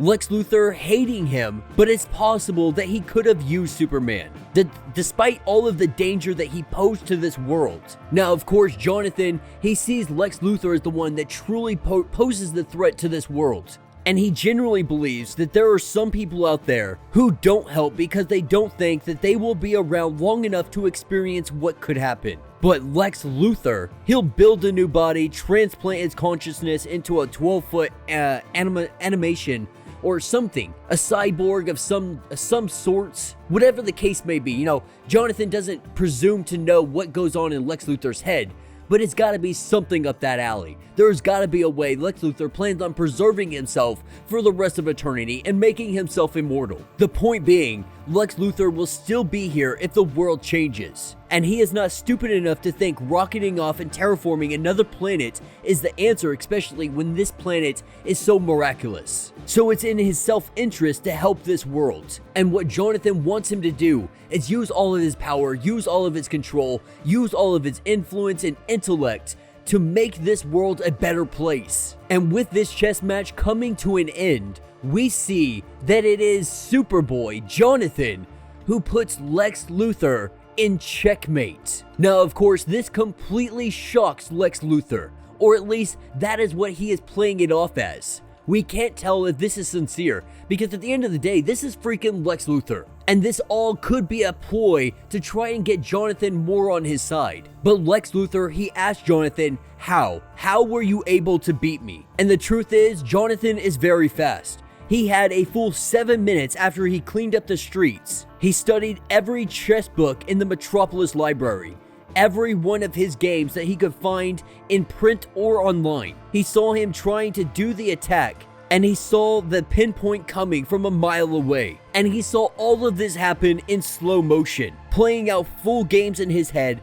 at a speed he couldn't even begin to process, saying that he could have played him with more caution, but it appears that Lex has underestimated Jonathan, asking him if he'll think about saving the world, about helping the world in a way that he never has. Lex Luthor tells him that he will think about it, and that he will also take down the LexCorp sign. Now, as he goes to fly off, it appears that Lex Luthor gets in a fit. He's a little upset that he just got bested by Jonathan Kent, with Jonathan taking the giant L from LexCorp, bringing it up to him and telling him that he just needs to take the L. With Jonathan going and flying off in the distance, we pick up a little bit later in Lex Luthor's office. With Mercy coming into the room, we find out that one of the criminal underlords, they miraculously died from a stroke. And so he appears to have done something against Lex Luthor. And those nano drones that were inside their bloodstream, they must have still been there. And so he wasn't bluffing, he in fact was actually telling the truth. But Lex Luthor, he pulls one thing out of the conversation that he had with Jonathan, that the world is in need of saving. And so he wants to call President Bendix, president of Gamora, and he is ready to discuss the Rising. Alright gang, so as we dive into this issue, we are picking up in Bloodhaven. And what is happening in Bloodhaven is children are being kidnapped. What appears to be homeless kids, having no place else to go, sitting around a fire. They are quickly ambushed. They are thrown into a van, taken to a shipping yard, and shipped off without anybody being the wiser, with no witnesses to this going on. The only one that might have a beat on it is Batman, and a mysterious individual having the power to put people to sleep is aiding in the kidnap of these children, taking us to Batman having a conversation with Lois Lane. Now the Kent farm, it was supposed to be under observation of the Justice League. The only issue is, President Bendix, they ended up using a crop duster and they used a person as the weapon. So the initial scans picked up nothing out of the ordinary, and this is why they were able to get away with that. More importantly, they need to figure out how Fault Line was kidnapped from Star Labs. Wanting to get Lois and the rest of the Kent family somewhere safe, they have to ask the question, where is Jonathan? Jonathan is currently with Jay. Catching back up with him, they sit down and they have a conversation. And what we're seeing is an opportunity for these two to actually get to know one another. Sitting down on top of a building, having some pizza, we find out that Jay, he's been alone all of this time. He was experimented on so much in Gamora, and it all started with President Bendix. He came in and he won the election. He took everything over, becoming president. that was the last real election they ever had, because Bendix became a dictator, and with his dictatorship, it came the experiments. They experimented on all sorts of children until they got the results they wanted, Jay being one of those experiments. So much so, he got to the point where he could literally just fade into nothing. This is how he was able to escape, being able to fade through any kind of matter. But we also learned that the president before Bendix was actually Jay's mother. When he won the election, his mother had disappeared and he has never seen her since that day. With Jay not really sure what the future holds for him, he has some kind of hope now that Superman is on their side. And this investigation into finding out, and so their mission takes them to Star Labs, needing to find out who kidnapped Faultline. Superman and Jay make their way to the facility. With Jay having the ability to walk through walls, he is the one to go in, and it appears that he has some freaking skills, moving like a ninja through this facility. As he gets his way to the surveillance room, he finds that the guards have already been taken care of. They have already been knocked out, and that is because Robin is here. I know for some of you the continuity is going to be a little bit weird, with Damian currently being on the Lazarus Island in his own line. We have no clue if this is before or after those events, but nonetheless he is here. He is here to track down who could have possibly kidnapped Faultline from Star Labs. Not knowing who Jay is, the two of them, they go to try to tussle. Robin punching right through him, not being able to hit him because he can phase through anything. Doesn't take long for Lois Lane to walk in the room and figure out what is going on here. With Jay showing his face to Lois Lane, she pieces together everything that is happening. They have all come here for their surveillance footage. They have come here to figure out who kidnapped Faultline. And we have 3 individuals that seem to be responsible. Looking at the video, we have the same man who was able to put all of those children to sleep, along with a US Senator Henderson and the Gamoran ambassador to the US. This is the hard evidence they needed. This is the smoking gun. This links Gamoran government and a US senator to the attack on the Kent farm. Not only that, the Post-Humans project. As everyone starts to discuss the plan, Robin has a conversation with Superman, saying that he is his best friend. He knows him better than anybody. He saw this relationship with Jay coming a mile away, and though he may try to hide it, Robin is picking up on the signs. He recognizes it, and he lets him know, "I'm happy for you." And one of the first times ever, we are seeing Robin smile with a smirky look on his face, not saying anything to anybody. This is when Lois comes over and lets them know they have a bead on the senator, on a freighter headed out to the ocean. This is where they will find him, needing him to come back and answer for his crimes. To be interrogated by Batman, Jonathan flies off into the sky to go intercept. And it doesn't take long for Superman to arrive at this freighter. Looking around the ship and doing his scans, he sees that there are people inside of these containers. Ripping them open, he sees the kids that had been kidnapped from Bloodhaven. And as he processes what he is about to do next, this is when he is attacked, getting hit with a blast of heat. This does not stop his stride for 1 second. This may not hurt him, but it will hurt this ship. Doing what he can to save as many people as possible, we have our mystery individual showing up and trying to put Superman to sleep. This affects his head, but it does not put him down. Recognizing he can't take this for too long, knowing that eventually he will succumb to it. But right now he has 2 obligations: to get the senator and save all of these kids. Moving at super speed, he grabs both of them and he hightails it out of there, getting the children to safety and then taking the senator to Batman. But first, Jonathan has his own questions, taking him up into the sky and interrogating himself. He brings the senator down to Jay. Now, at this point, Superman is already supposed to be bringing him to Batman. The only thing is, the information that he is holding is very important. It is going to be very important to Jay, because he learns that his mother is actually alive, that President Bendix has kept her alive this entire time. And so we are taken to President Bendix. being informed that Superman had intercepted the Senator and their operations. Though this is a setback for them, they hint at what they are calling the Rising. Alright gang, so as we dive into this issue, we are picking up with a good majority of Metropolis. They are watching the truth. And the truth is letting it be known that the devastation this city is feeling right now, Superman, he couldn't save everyone, even though he tried. He tried with such great effort. But at the end of the day, the Gamora Corps coming in ruined everything. But this story, it starts in the North Atlantic Ocean, and something is rising above the water. But before we find out exactly what that is, we pick up with Jay and Jonathan, because Jay has just found out that his mother is still alive, being held prisoner by President Bindex. Having lost hope after all of this time, finally finding out there is some kind of hope.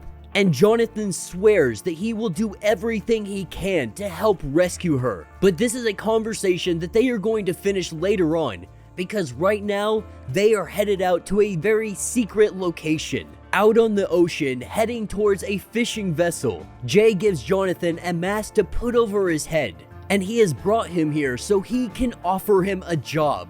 This is the location of the truth. This is the resistance. This is the post-humans and humans alike who have come to fight against President Bindex. Some people would like to keep their identity a secret, and because of that, they have these masks and allow anybody to wear them. But it is completely your choice. Jonathan, obviously being Superman, he wants to hide his identity. Not only that, everyone here, they choose their own name, a code name that everyone will call them by, so that no one can ever actually figure out who they are. Now, Jay knows that he has another job, that job literally being Superman. But this is an opportunity for Jonathan to truly go out and experience life on his own, with him believing this is the best course of action.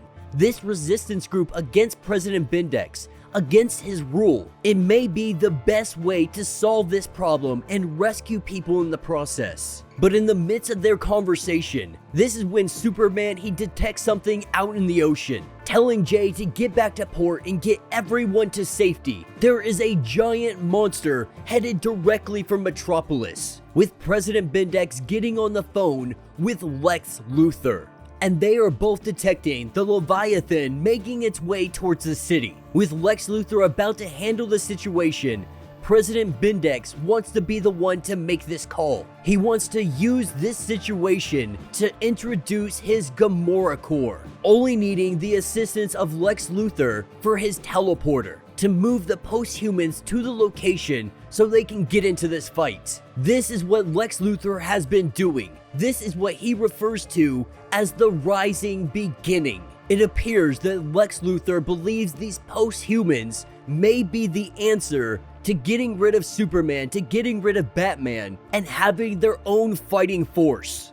And as the Leviathan makes its way closer to the city, we see Superman jump into action, with him saving as many people along the way as he can. Coming face to face with this monster, he is trying to figure out why it would possibly just rise up now and come at the city. Looking down to the water, this is where he sees Aqualad. And Aqualad, he is trying to figure out the same exact thing, doing his best to try to slow this thing down, but it only works so much. While Aqualad is doing that, we have Superman going down to the bottom of the ocean and finding out where this thing came from, appearing to be laying dormant for a good amount of time. That is, until somehow it was awoken. A type of dead zone inside the ocean, an entire section that is devoid of any oxygen. This is what caused the monster to surface. Simply trying to stay alive, it is scared, it is confused, and it doesn't know what to do. With Aqualad going down and checking out what is going on, he finds that the ocean floor is like a desert. There is not a single drop of life anywhere. Where there should be marine life, where there should be plant life, there is absolutely nothing. We can only assume this is Lex Luthor or President Bindex's fault. But what Superboy and Aqualad try to do, Superboy freezing the water in front of the monster, and Aqualad taking the current and pushing it away from the city. doing this in an attempt that the monster will go along with the current. And at first, it seems like this is working. As the monster begins to turn around, this is where a laser beam comes out of left field. This is where everything goes sideways. This is where we have the arrival of the Gamora Corps. And these post-humans, they lay in everything they have.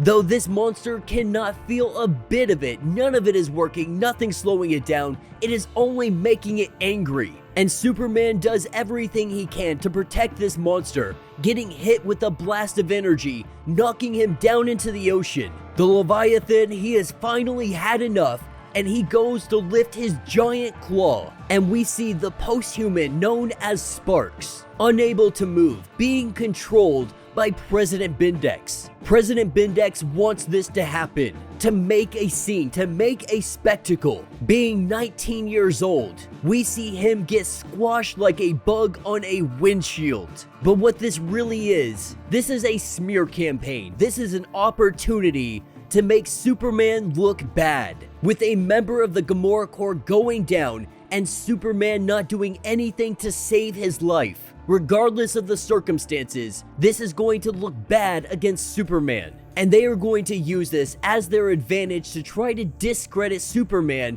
and everything he stands for. With the truth, the resistance, doing everything they can, broadcasting out to the world, letting it be known, this Superman cannot save everyone, no matter how hard he tries, no matter how strong, no matter how fast he is. And this is something he would learn by the end of the day. Alright gang, so we are picking up off the coast of Metropolis. And this entire issue, we have Jay, aka The Truth. He is doing a news broadcast, letting the world know that the media outlets that are being pushed by Lex Luthor and President Bindex, that these are fabrications of the truth. The truth is that Superboy, he did everything he could to save as many people as possible when this Leviathan had attacked. And that's where we're picking up in the middle of the battle. And with Superman going in to save one of these individuals from the Gamora Corps, people sent by President Bindex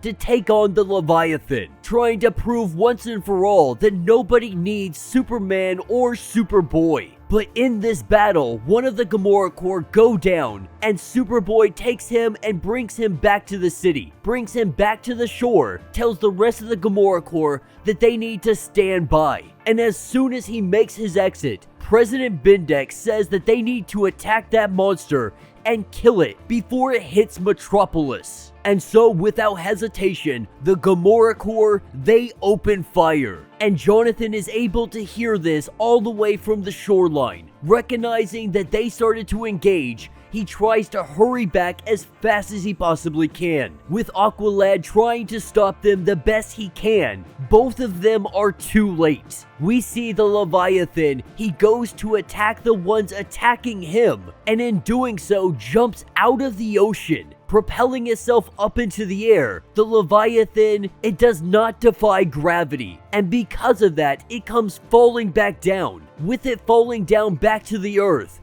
landing in the ocean. With how ginormous this thing is, it causes a tidal wave.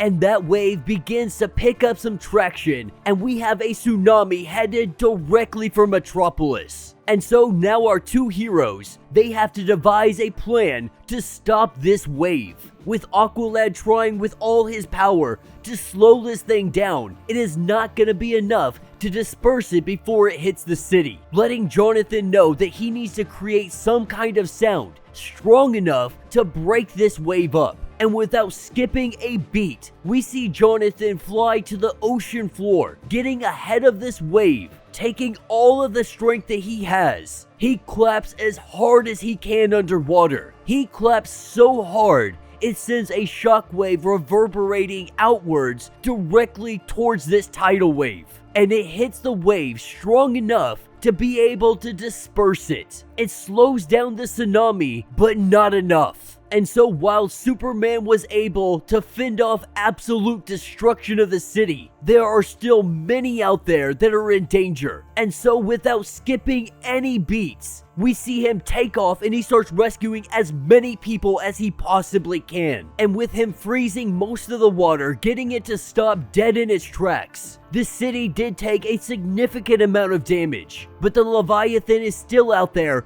and the Gamora Corps, they are still trying to kill this thing. And as the second member of the Gamora Corps goes down, the Gamora Corps remaining members, they are ready and they are out for blood, with them charging in, going to give the killing blow. This is where we see the arrival of Superman. Jonathan coming in and stopping her dead in her tracks, letting her know that this thing, it has intelligence. The only reason it has surfaced is because of all the activity that is going on in the bottom of the ocean, laying dormant for thousands of years. We have caused its awakening, and right now it's terrified, it's scared, and it is angry. And while I understand your frustration, our goal should not be killing this thing, but pushing it back out to the ocean. And so President Bindex, calling off his men, Aqualad and Superboy, they are now trying to figure out what to do, with Jonathan going to the bottom of the ocean, pulling out as much ground as he can. He is using this to push the Leviathan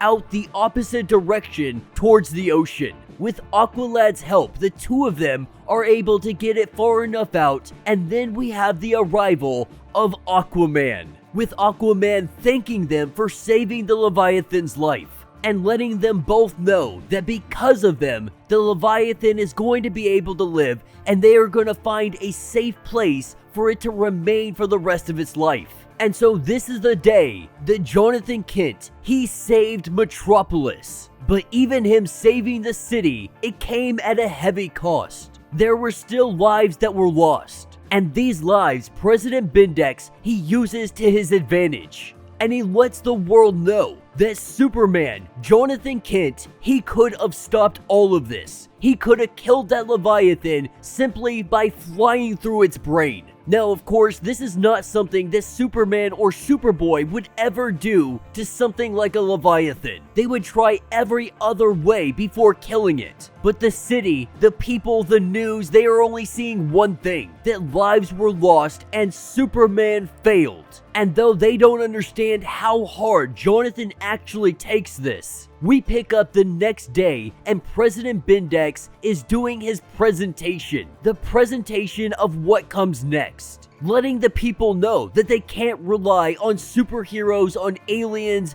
any longer. That yesterday's actions by Superman and the lives lost are a prime example of them not doing enough. He also uses the fact that Superman is a new, inexperienced Superman compared to his predecessor. And so because of that, they're saying that he is not up to the task. He is not the Superman that they need. And that they should no longer rely on Supermen. They should no longer rely on vigilantes, on Batman. They need to rely on themselves, on the governments, on their armies. That they no longer need the Justice League. They need to stand up and have their own line of defense. And so he reveals to the world our post-humans, saying that he has been working on this operation for many years, and it is now finally coming to fruition, saying this is essentially the Suicide Squad, but much improved, because their soldiers, they are the next stage. They are perfect, and these are not loose cannons, completely under the control of President Bindex. He says that they are effectively drones, that he can talk through them. He can manipulate them and use them in any manner he chooses. And with these, nations will finally have power yet again. They will destroy and discredit the aliens and Amazons alike. This will replace the ocean dwellers and the Dark Knights. This is how they take back their world. This is what he refers to as the Rising. Now that is where we pick up a little bit later, and we have Jay and Jonathan sitting atop a roof, with Jonathan watching the broadcast that Jay had done, really just saying thank you, because while everyone out here is criticizing Superman for not doing a good job, of course this criticism is all led by Lex Luthor and President Bindex. Jonathan really is appreciative of having someone out there, someone on his side. But after a lot of real hard thinking, Jonathan has decided that he is going to join up with Jay and his resistance group, because the truth is, he really is one of the most recognizable individuals on the entire planet. And so because of that, he wants to be unseen. And with the resistance group, everybody wears a mask. And so this is truly giving him the opportunity to be unknown, but also doing the best he can to help others out. Help others out in a way that doesn't involve him being Superman. Well, he is definitely not setting that mantle down. He is gonna live the double life. But now Jonathan is finally ready to learn more about these organizations, what they do, and how to take them down. Because he already tried once charging in at President Bindex, and that was an utter failure for him. And this is where the rising begins. Alright gang, so as we dive into issue number 9, we are picking up in Metropolis. After the death of Risk, both Nightwing and Superman, they are on a mission to track down whoever is responsible. Because not only had Risk been killed, there had been 2 other heroes that also met their demise. Putting the superhero community on alert, Oracle sends out a message that everybody, Metropolis, Gotham, it doesn't matter where you are, you need to team up. Make sure that you are going out in 2s, just in case you get ambushed like Risk did. Because the truth is, if they can take down someone like Risk, there is a good probability that they could take down anybody. And seeing Nightwing come flying in, taking down some criminals in Metropolis, some gun runners trying to sell guns on the streets. They have been having The Truth, the anonymous media site that helps bring information and close out misinformation. They have been putting out information, letting the world know that Nightwing has been working solo. And Dick Grayson, he works hand in hand with The Truth. In fact, he is the financial backer behind The Truth. And we could definitely bring up the ethical questions on him using this media site to put out propaganda, even if it is for a good cause. The reason they're doing this is so they can lure out whoever was responsible for killing Risk. If they hear that Nightwing is out there solo, he is going to be the target. So with Nightwing going out here and stopping all of these gun runners, stopping petty crime, it is putting a spotlight on him. And it doesn't take long for the Rising to appear. 3 individuals that have been transformed into superheroes. Or at least that is what Lex Luthor and the president of Gamora would want you to believe.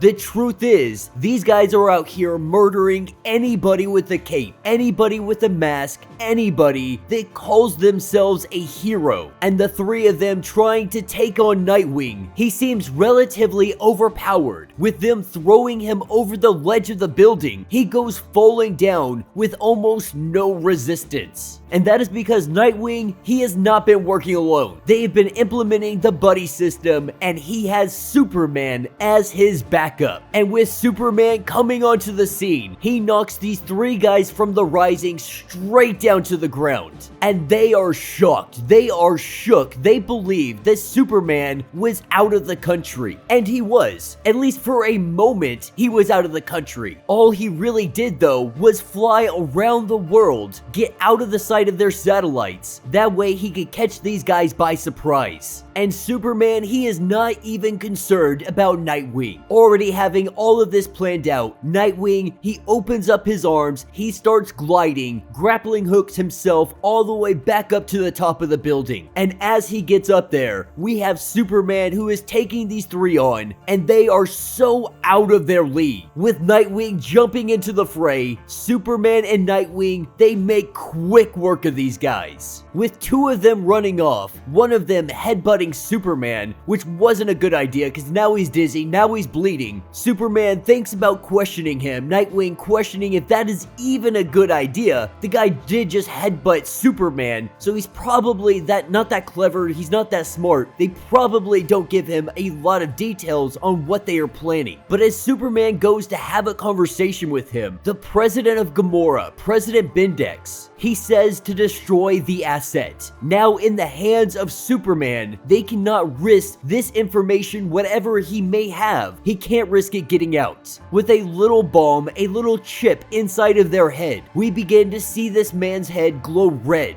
and that redness, it turns yellow. It turns into a blinding light, and in a matter of seconds, in the hands of Superman, this individual turns to nothing but ash. Glowing embers floating away in the wind, recognizing the device in his head too late. With absolutely nothing he could do, Superman watched this person disappear and cannot help but feel the guilt that comes with not being able to save his life. And taking us to a little bit later that evening, we are picking up at the Kent house. And right now, Lois Lane and Nightwing, they're having a conversation. Lois, more than anything, she is just thanking Dick for all of the help and all the mentorship that he has been giving to Superman. Because the truth is, Jonathan, he truly does need it. Especially with everything that has been thrown at him lately. With his father being off planet, he needs somebody to turn to. Dick Grayson turning the conversation towards the truth, letting her know that he has been the financial backing behind it. He's finding it very difficult for people to actually trust the truth because they're anonymous, believing that people will never trust somebody they don't know. He really wants to put a face on the truth, a spokesperson, someone the public knows, a legend that can be spoken of and has great credentials. Of course, Dick Grayson is talking about Lois Lane. What better person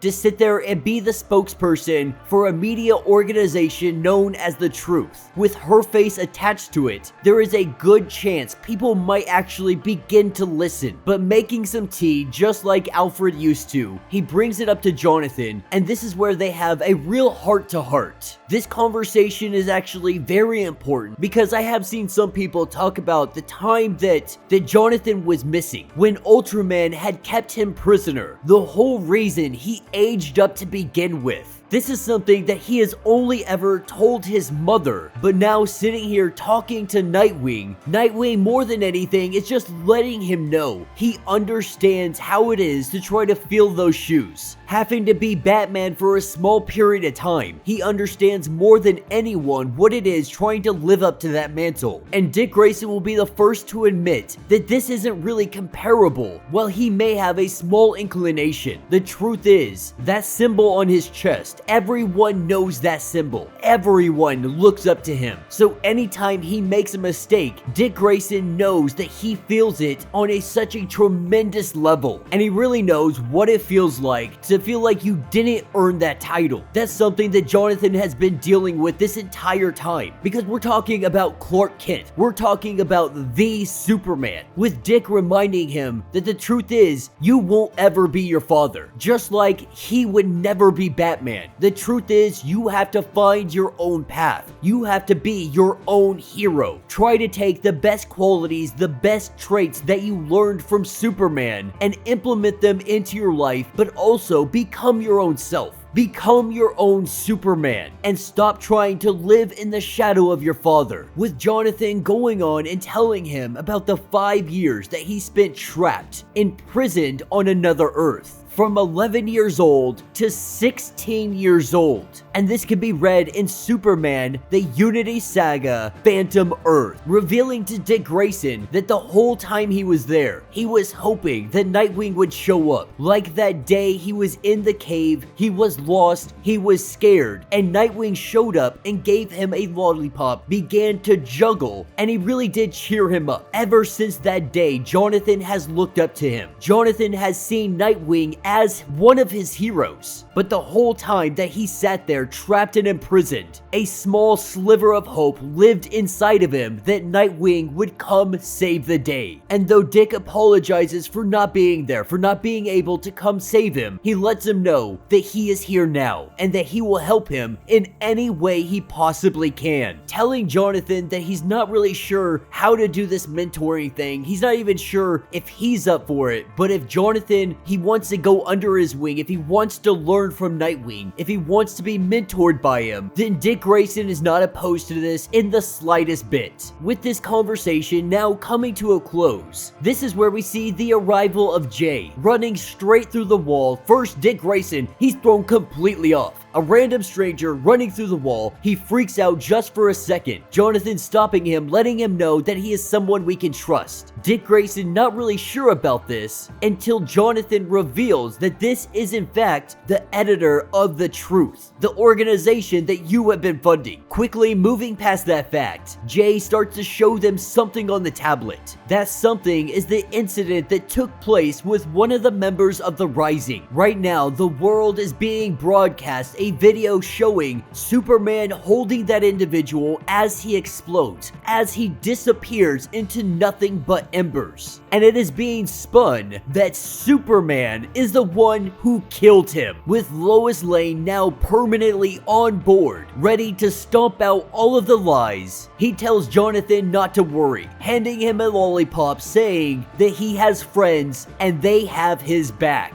Alright gang, so as we dive into issue number 10, we are picking up with Lex Luthor giving a speech and the whole world is listening. This is the beginning of the smear campaign. This is Lex Luthor and President Bendix taking the opportunity to try and discredit Superman and make it look like he is a murderer, saying that he is far too young to be doing this job, that he is not his father, that Lex Luthor gave him the opportunity to try and show us what he could really do, pointing out every single flaw that he has made thus far. He lets it be known that this Superman, this super teen, he is not fit to be the protector of our city, telling the people that he invited the Gamoran heroes. And he also accuses him of murdering one of these heroes. Of course, this is a completely fabricated story. Nonetheless, everywhere around the world, people are tuning in and they are hearing this. But Jonathan, right now, he can't worry himself about such things because around the world, there are people needing help. There are storms happening, buildings falling, people's lives are in jeopardy. As he goes to save two individuals, a father and a daughter. After listening to Lex Luthor and his little speech, they're absolutely petrified of him. They don't know what to think. By all appearances, Jonathan is looking like a murderer. This is making the populace fear him. Nonetheless, Superman saves them. And in the midst of doing all of this, this is where Oracle and Nightwing, they get in contact, let him know that he should probably be tuning in to what Lex Luthor is doing. That while he can hear it, he should probably be watching it. Because what's about to happen next is something that he is gonna wanna watch. Taking us back to Lex Luthor in his speech, we see in the crowd Lois Lane recording with her phone. She lets it be known that Superman had found a bomb in the hero's neck that he quote unquote had murdered. This bomb detonated and this is what killed the hero. This bomb also being verified by Nightwing himself,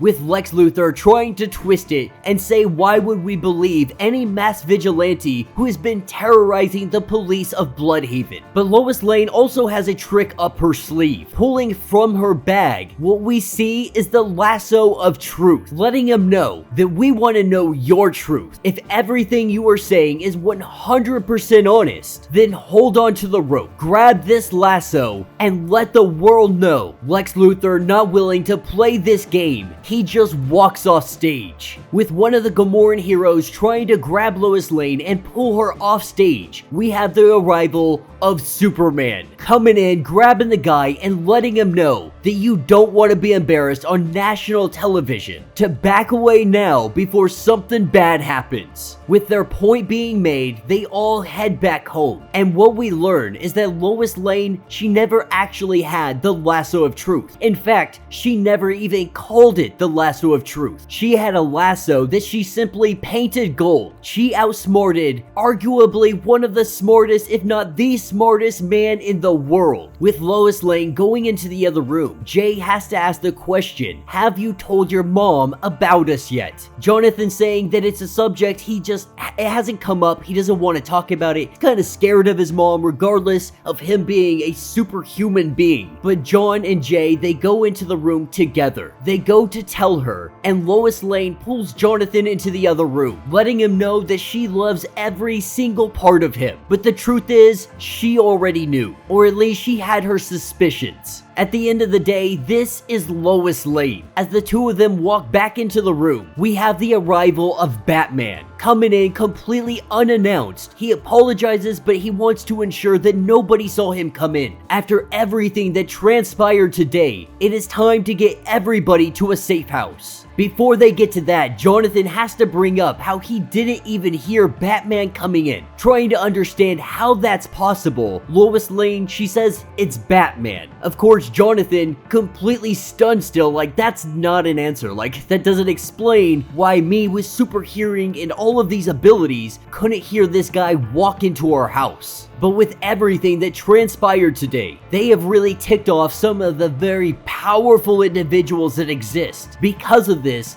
puts a target on all of their backs. Lois Lane had already been expecting this. Grabbing their bags, they go to head off. Batman informing them that Jay is not welcome as they make their way to the Batplane. Jonathan wants to know where they're going, but Batman isn't ready to let that information be known just yet. Jonathan also wants to know why Jay wasn't allowed to come along. As he goes to explain who he is to Batman, Batman already knows. He knows where he comes from, and he knows who he is working for, letting them know that they cannot trust Jay. Alright gang, so as we dive into issue number 11, we are picking up with the conversation between Superboy and Batman. And if Jonathan is being completely honest with himself, this conversation is super intimidating. This is Bruce Wayne. This is Batman. But he finds the strength to let Batman know that he is wrong. Or at least Jonathan believes that Batman is wrong. Batman lets Jonathan know that he is connected to the revolutionaries. These guys are violent extremists. That he is being young, he is being emotional, and from what he's observed, he really is too trusting of individuals. Jonathan immediately goes on the defensive. He yells, he defends Jay, but deep down inside, this is Batman, and he knows that. The world's greatest detective, and if Batman is coming to you with this kind of information, it does make you question, do I really know Jay? And so as Superboy flies out of the room, this is where we see good old Mr. Kent. And he wants to have a conversation with Batman, having a little bit of small talk, but really cutting to the chase. He lets Batman know that him and Alfred, they actually used to have very long conversations on a weekly basis, being the family members, the parents, whatever you want to call it, to superpowered individuals or superheroes. These are the people that you could talk to, the ones that understood everything that you are going through. And he tells him this to let Batman know that Alfred, he never stood in your way, though he thought you were making bad decisions on many occasions. I mean, you dated Selina Kyle and Talia al Ghul. You haven't made the best decisions when it comes to relationships either. And so sometimes you gotta let people make mistakes. And you have to trust that Jonathan is gonna know what to do, that he will come to you if he needs the help. But these are trials and errors that he has to do. Batman firmly believing that if a Superman makes mistakes, that means people die. He is the most powerful individual currently on this planet, and he believes that Jon needs to start acting like it. And the way Mr. Kent goes about saying this is saying, even if you are right, Batman, let Jonathan fix it. Let him figure this out on his own. Batman believing that he sees the good in everybody, or at least he tries to find that good in everybody, and that might be his very downfall. Mr. Kent, on the other hand, he believes that it's exactly what Superman should be. That is exactly what he should represent. And if Jay truly is hiding something, if he is the person you say he is, Jon will figure this out. It may crush him, but he will find it. And this is when Jonathan, he heads over to Nightwing, proving only more and more that Nightwing is the perfect individual to really lead everything after the death of the Justice League, but helping Nightwing clean up these arsonists very quickly. He has come to have a conversation about Batman, because while he didn't want to say it to Batman's face, He thinks that Batman might be right. If the world's greatest detective came to you with this information, you can't just ignore it. But he is here to ask Nightwing, what do I do with this information? Because if it is true, then a lot of people could be in danger. And while Nightwing has done very extensive research into everything the Truth Organization is, he hasn't found any discrepancies that would put up some red flags. Jonathan thinking maybe that he has to investigate the situation. That's what Batman would do. Jonathan, though, he already knows what he has to do. He just has to go have a conversation with Jay, ask him straightforward what is going on. Nightwing letting him know that that's a pretty good idea, you should go try that. Moments later, we pick up with Jay and Jon. Without any kind of small talk, he jumps right into it. And he's asking if Jay is associated with any kind of global terrorist network or organization, and he knows exactly what Superboy is talking about. He is talking about the revolutionaries, believing that this explains why Batman has been so cold-shouldered to him. He goes on to say that they are not what Batman imagines them to be. Throwing us into the past, we get a little bit of information about Gamora and their experimentations. This was Jay's escape from this facility, being able to make a run for it. The revolutionaries are the ones that truly rescued them. They have been rescuing people from Gamora this entire time. Some of the members of the revolutionaries, they are also superpowered individuals. While they don't necessarily see themselves as heroes, they're really more of anti-heroes. Individuals like Avery and Wink, but Jay does admit that from time to time they have killed individuals. These are guys that don't hold back, but in Jay's eyes they have saved his life and countless others. He does try to justify that they literally murder people. This is against the very code that Superboy should be living up to. No matter how you try to twist it and justify it, Clark Kent would never allow this. And this is exactly why Bruce Wayne says that he is bad news. Regardless of the situation, the Justice League does not kill. And he is quickly able to change the subject to bombs being implanted in the neck of individuals that are in the Gamora core. And what he tells Jon is that all of these people have had bombs implanted in their neck, very Suicide Squad style. But more than that, President Bindex has been able to control and see, hear everything these individuals do. Superboy realizing that this is a very dangerous thing because Inferno, the Burning Man, he is at the Hall of Justice. If President Bindex decides that he wants to ignite him, to make him go nuclear, it could wipe out anybody inside the Hall of Justice in an instant. Picking up a little bit later at the Hall of Justice, we have Superman and Wally West. He has come to let the Flash know of all the information he just heard. Doing an X-ray scan, he sees inside of Inferno's mind that there is in fact a bomb planted in there, letting him know exactly what President Bindex has been up to. Now they have to try to figure out a way to disarm this thing. Not really sure how they're gonna do it. Wally West has an answer to that question, and it comes in the form of the Atom. Giving him the lowdown on exactly what they are about to do, the Atom shrinks down very small, goes into the ear of Inferno, making his way through the brain. He finds the device.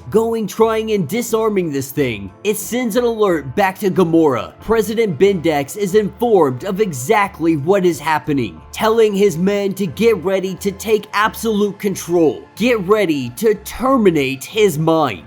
In an instant, we see him taken over. Jonathan watching from the outside, letting it be known we gotta get Atom out of there right now. That Bindex is taking control and Inferno is about to go up in flames. Atom barely able to make it out, jumping into the hands of the Flash. The Flash lets Jonathan know that they have more time than anybody else, and how quickly they can move. Take your time, breathe, and think clearly on what you're going to do. This is when Jonathan, he grabs Inferno, and he goes straight up with him. As they fly high up into the air begins to get thin. He is going to use this to choke out the oxygen this flame is eating up. And while Inferno is pleading for him to stop, saying that this is hurting him, Jonathan lets it be known that he knows it is President Bindex. He knows that he has planted these bombs inside of them, and he knows that he can control them. And he lets him know that you will be facing justice for everything that you have been doing before they are able to terminate. Jonathan makes one last ditch effort, the only thing he can possibly think of to deactivate this bomb and stop this man from dying, using a combination of X-ray vision, microscopic vision, and heat vision. He was able to perform microsurgery and eliminate this bomb, Inferno being able to cool off and have absolute control. Not only that, he begins to gain all of his memories back. And so while Superman may have saved the day today, President Bindex gets on the phone with Lex Luthor. Now, we haven't really understood their partnership up to this point, knowing that Lex Luthor, he's definitely got ulterior motives, got his own goals, so on and so forth. But the real reason that these guys have partnered up is because President Bindex, he has been working real hard to create this Gamora core and have absolute control. Knowing that Superman was going to be a problem, that is why he called Lex Luthor. Lex's part of this bargain is promising that he would kill Superman. Guys, so as we pick up with issue number 12, we have Jonathan, who is dropping off shrapnel, being kidnapped, used as a weapon. He is finally returned home. Before he can even say his goodbyes, this is when he hears the alarm, the emergency beacon that calls him back home. Takes him to the safe house that is currently housing his mother, grandparents, and Batman. As we see 4 or 5 of these robots from the Gamora Corps come flying out of a hidden hatch in the mountain. Before they can even reach full altitude, we see a streak through the air, detonating every single one of them, blowing its way right through the perimeter defenses of this house. As Batman tells everybody that they need to run to the bunker, we see Crypto the dog come flying through a window holding one of the heads of these robots. Jonathan coming in just seconds after him. Batman is definitely not happy about everything that Crypto just destroyed, breaking right through those perimeter fences. That is not cheap technology. But this is where Jonathan, he lays out the whole story to everybody, letting them know exactly what President Bindex has been up to, all of his experimentations, all of his superhuman drones. While Batman believes that they need some more evidence before they go head to head with him, Jonathan, he wants to go in, believing that he has seen enough to go in and act. His grandfather letting him know that Batman is right in this situation. You can't just go off and go attack President Bindex, no matter how much he deserves this. Gamora, it is sovereign state.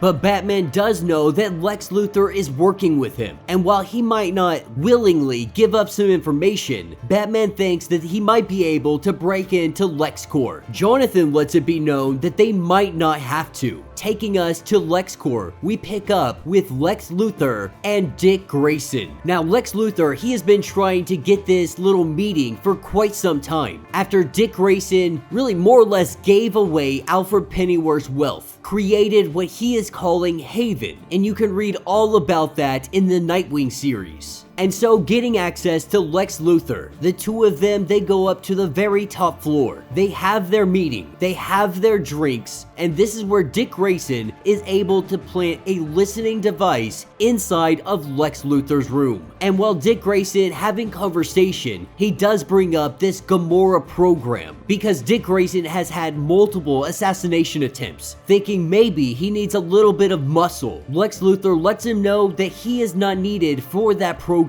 at least not yet. They know that Lex Luthor is eventually gonna find this bug. They are just gonna have to get whatever information that they can get prior to him finding it. 5 minutes after Dick Grayson Grayson had left, he called President Bindex, trying to find out how Dick Grayson knew about the Rising. Now, billionaires, they like to show off, not with their money, but with their access to information. He is seeing Dick Grayson as exactly this. But President Bindex, they are ready for war, having all of their superhuman drones, having an entire army now at their control. And then they have a senator who is in their pocket. That is what takes us to Washington, D.C. We pick up with Senator Henderson, as he is informed that Superman would like to have a word with him. Senator Henderson meets him in the lobby, and this is where we have the Truth, Superman, and Krypto.